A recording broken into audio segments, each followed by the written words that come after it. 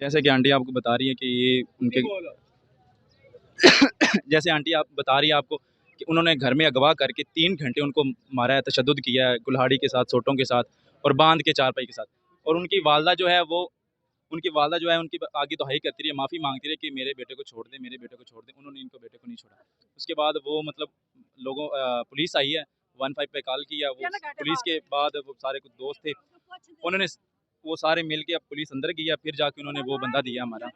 और जब वो बंदा दिया तो वो बेहोश था, बिल्कुल। अच्छा, अब आपका मुतालबा क्या है? हमारा मुतालबा ये है कि जो यहाँ का मुतलका जो है जिसके पास तफ्शीश थी, अल्लाह दिता एएसआई, उसने वो मुलज़िमों के साथ मिलके जो ज़िमनी लिखी है वो उनके हक में लिखी है। तो उनको एक बंदे की ज़मानत हो गई है और एक बंदा अंदर है। मतलब वो ज़िमनी इस तरह लिखी है कि वो उसका कोई क्रेडिबिलिटी नहीं है। तो बस यही हमारा मुतालबा है कि वो जो अल्लाह एएसआई है उसको मुअत्तल किया जाए और हमें इंसाफ दिया जाए।